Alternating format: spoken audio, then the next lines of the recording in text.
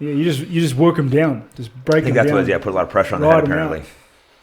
So how did it start then? So you went then you went to Caesars. Yeah. And then you were training there, and then what happened? We trained there for a lot of years. Trained at Caesars, and then we never really left Caesars. It's just kind of Gil started opening a gym in San Francisco, which is where me and Gil lived, and then Nate and Nick kind of had a gym out in Stockton. So it made more sense for us that they would train in Stockton, we'd train there, or they would drive down train with us, or we'd drive out and train with them. So none of us left Caesar. Just we started training our own places.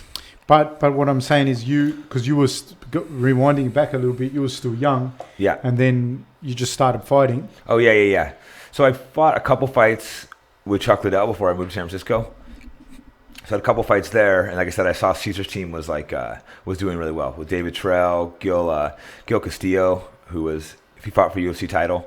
So I saw those guys. So, went there. I'm like, I'm going to go train at Caesars. So, yeah, met Nick, Nate, David Terrell, all those guys, and started training and fought in there for a bunch of years. You fought in Shudo and you won the Shudo title. Yeah. But then was it Kikuchi that you lost to? Yeah. I think I beat him there. I think I beat him there and lost him there. You beat him and then you lost the belt. But from there you went like 15 fights in a row, eh? Mm-hmm.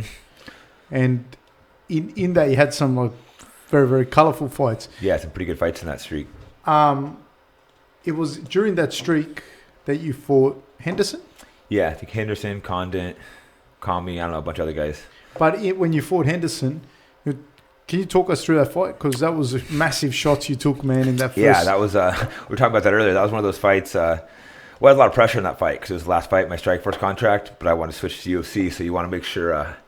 you win on those fights when you don't re-sign, and went out there and... so it gave you an easy fight like Henderson. Yes, they gave me an easy fight. They're probably like, all right, how can we make him lose? So he doesn't leave a champ. Yes, they brought in Henderson to go at me, and obviously that was... I just watched him fight Bisping. That's when he knocked him out with that flying punch. So I'm like, all right, don't walk into his right hand. So I walked right towards him. I walked right into his right hand. Probably within like 15 seconds, just floored. And then got floored again, but luckily I was able to keep it together and to get through that first round and come back and dominated the rest of the fight. Does he throw it at a particularly awkward angle? Or? I think he just kind of launches the overhand. I don't know. I don't really remember getting hit. Kind of like walked right into it.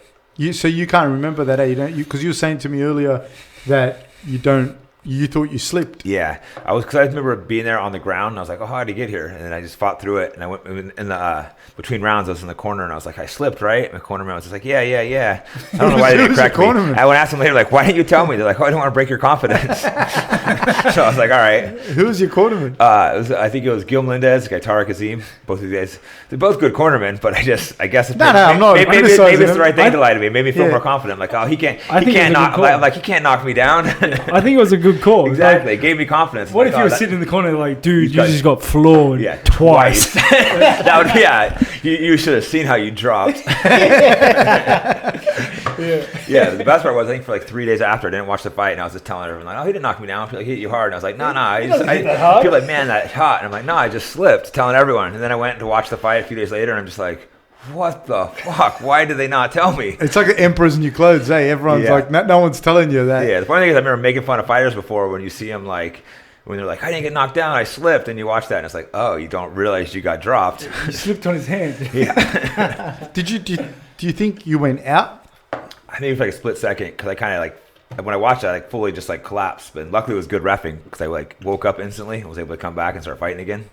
I think it was Big John reffed it because it's one of those ones a bad ref could have jumped in and stopped it. But do you think the stoppage yesterday was the Serenity? No, that was done. I think he was done. I understand wanting to keep fighting, so I understand how he feels because he's one of those warriors that never wants to stop. But to me, it looked like it was the correct one. Well, because he wasn't defending at all, zero. Yeah, and that's the thing. Like what you're just saying, then he will swear on a stack of Bibles that he was good. Exactly. He probably believes he was exactly because he didn't see the fight. He probably wakes up and all of a sudden he's like, wait, I'm fine. Why are you stopping the fight? And then also, but you could see also that after he does get up, he's still wobbling. He was still wobbling. Exactly. He was still dizzy and walking all over the place.